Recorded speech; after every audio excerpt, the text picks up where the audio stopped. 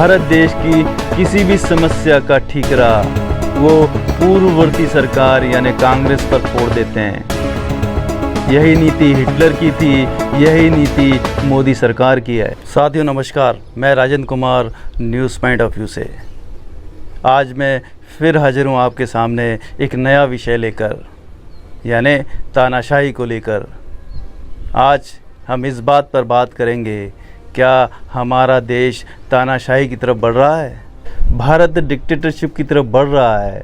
ये इस बात से मालूम चलता है कि एक संस्थान इकोनॉमिस्ट इंटेलिजेंस यूनिट ने इस साल भारत को वर्ल्ड डेमोक्रेसी इंडेक्स में यानी विश्व लोकतंत्र सूचकांक में भारत को 46वां नंबर दिया है और इकोनॉमिस्ट इंटेलिजेंस यूनिट ने भारत को त्रुटिपूर्ण लोकतांत्रिक देश की श्रेणी में रखा हुआ है। दूसरी ओर एक और संस्थान डैम वैराइटीज़ ऑफ डेमोक्रेसी ने भारत को उन 10 शीर्ष देशों में रखा है जहां निरंकुश सत्ता का शासन है। वर्ष 2014 से जब से मोदी सरकार सत्ता में आई है, जब से भारत में लोकतंत्र के स्तर में लगातार गिरावट आई है। पिछले साल इसी संस्था ने भारत को चुनावी तानाशाही की श्रेणी में रखा था। रिपोर्ट में कहा गया है कि तानाशाही के मामले में शीर्ष देशों में कम से कम 6 देशों में बहुलतावाद का विरोध करने वाले दल शासन चला रहे हैं। ये 6 देश हैं Brazil, Hungary, Bharat, Poland, Serbia और तुर्की। रिपोर्ट में आगे कहा गया है कि बहुलतावाद का विरोध करने वाले दल और उनके नेताओं में लोकतांत्रिक प्रक्रिया के प्रति प्रतिबद्धता की कमी देखी गई है। अल्पसंख्यकों के मौलिक अधिकारों के प्रति असम्मान की भावना है। राजनीतिक विरोधियों को दबाने को बढ़ावा देते हैं और राजनीतिक हिंसा का समर्थन करते हैं।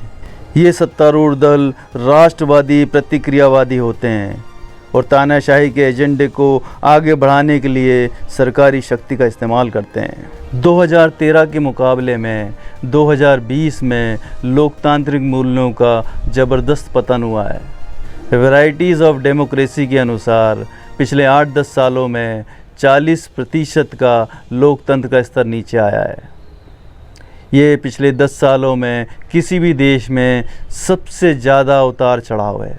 मैं आपको ऐसे 10 लक्षण बताना चाहता हूँ जो भारत देश को तानाशाही की ओर धकेल रहा है। सबसे पहला कारण है वीर पूजा यानी हीरो वर्शिप। दुनिया के जो क्रूरतम तानाशाह रहे हैं, चाहे वो हिटलर हो या मुसोलिनी। हिटलर को जर्मन ईसाई समुदाय का समर्थन प्राप्त था और मुसोलिनी को इतावलियों का। किसी भी शासक को तानाशाह बनने के लिए उसके अंधभक्तों का समर्थन प्राप्त होता है। वो किसी भी निर्णय में उस शासक का समर्थन करते हैं। धीरे धीरे वो शासक तानाशाह में बदल जाता है।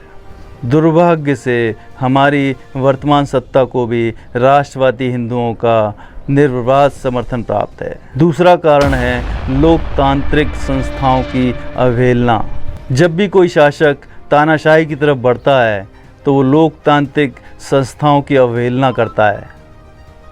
हम भी देख रहे हैं हमारे देश में लोकतांत्रिक संस्थाओं का क्या हाल है, चाहे वो रिज़र्व बैंक ऑफ इंडिया हो, चाहे ईडी हो, चाहे सीबीआई हो, चाहे सीबीसी हो। लोकतांत्रिक संस्थाओं की अवहेलना का पता उसी समय चल गया था जब प्रधानमंत्री मोदी ने नोटबंदी की घोषणा इलेक्ट्रॉनिक मीडिया के माध्यम से की थी। उन्होंने हाउस ऑफ पीपल यानी लोकसभा की अवहेलना की थी। तीसरा कारण है धार्मिक पूर्वाग्रह।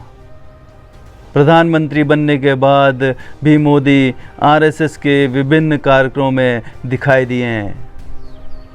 आरएसएस एक धार्मिक संस्थान है और प्रधानमंत्री का इन कार्यक्रमों में शिरकत लेना इस बात का स्पष्ट प्रोत्साहन है। चौथा कारण है यथार्थवाद पर अफवाह। मोदी सरकार ने जनता की मूलभूत समस्याओं के बजाय राम की मूर्ति या शिवाजी की प्रतिमा या सरदार पटेल की प्रतिमा पर ज़्यादा ध्यान दिया है और उनके विचारों को ज़्यादा रखा है। देश में समस्या है महंगाई की, बेरोजगारी की, पानी की, स्वास्थ्य सेवाओं की, लेकिन उसके बजाय ताजमहल और ज्ञानवापी जैसे मुद्दों को उछाला जाता है और लोगों का ध्यान बांटा जाता है। पांचवा जो कारण है वो है पूर्ववर्ती को कोसना। जर्मनी का तानाशाह हिटलर भी सत्ता में पूर्ववर्ती सत्ताओं की कमजोरी था। हमारे देश में भी मोदी सरकार और उसके समर्थकों ने बार बार कांग्रेस को कोसा है, कांग्रेस की नीतियों को कोसना जारी रखा है। भारत देश की किसी भी समस्या का ठीकरा वो पूर्ववर्ती सरकार यानी कांग्रेस पर फोड़ देते हैं। यही नीति हिटलर की थी, यही नीति मोदी सरकार की है। छठवां कारण है विपक्ष की अक्षमता। मोदी सरकार मुसोलिनी के फांसीवाद के समान है। मोदी सरकार का कोई विपक्ष नहीं है, जो कि एक लोकतंत्र के लिए खतरे की घंटी है और यही कारण विश्व में हमेशा से रहे हैं, जो एक अधिनायकवादी तानाशाही को जन्म देता है। सातवां कारण है अप्रासंगिक शास्त्र का हवाला देना। किसी भी तानाशाही की ये पहचान है कि वो धर्म शासन को एक करके रखता है, शासन को धर्म से, धर्म को शासन से जोड़े रखता है और ऐसे शास्त्रों का हवाला देता है जो उसकी तानाशाही के लिए उपयुक्त हों। आपने कभी देखा है मोदी सरकार में किसी ने गीता या संविधान जैसे शास्त्रों को उद्धृत किया है? नहीं, वो उन्हीं शास्त्रों का उल्लेख करते हैं जो उनके शासन करने में या तानाशाही करने में उपयुक्त हों। आठवां कारण है पत्रकारिता के बिस्तर में सरकार। आज हमारे देश का मेन स्ट्रीम मीडिया सरकार की तरफ झुका हुआ है और सरकारी भोंपू बना हुआ है। सही या गलत सरकारी नीतियों का ज़ोर शोर से प्रचार करना ही इनका काम रह गया है। ये सब कारण भी तानाशाही की ओर इशारा कर रहे हैं। नौवां कारण है निरक्षर जनता को राष्ट्रवाद बेचना। राष्ट्रवाद देशभक्ति का एक चरम रूप है। इसे सुधारने के बजाय गर्व और परंपरा का संरक्षण करना। हिटलर से लेकर किम जोंग उन तक सभी अतीत और वर्तमान तानाशाही शासनों में राष्ट्रवाद एक प्रमुख मुद्दा रहा है। 10वां कारण जो समझ में आ रहा है वो है मुक्त भाषण की हत्या, यानी murder of freedom of speech. Modi सरकार उन्हीं विचारों को, पिक्चरों को या भाषणों को समर्थन देती है जो उसके नैरेटिव को पूरा करते हैं या नैरेटिव को पूरा करने में समर्थन देते हैं। अभी हाल ही में कश्मीर फाइल्स में किस तरह से मोदी सरकार ने उस फिल्म का समर्थन किया है वो हम सभी ने देखा है। मैं एक फ़िल्म की और बात करना चाहता हूँ। उस फिल्म का नाम है पद्मावत।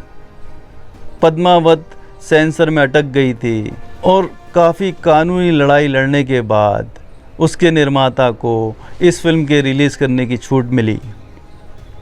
रिलीज़ डेट तय हो गई, सब जगह फिल्म रिलीज़ भी हो गई, लेकिन कुछ राज्यों ने इस फिल्म पर फिर भी बैन लगा दिया और वो आप अच्छे से समझ सकते हैं वो राज्य भाजपा शासित थे।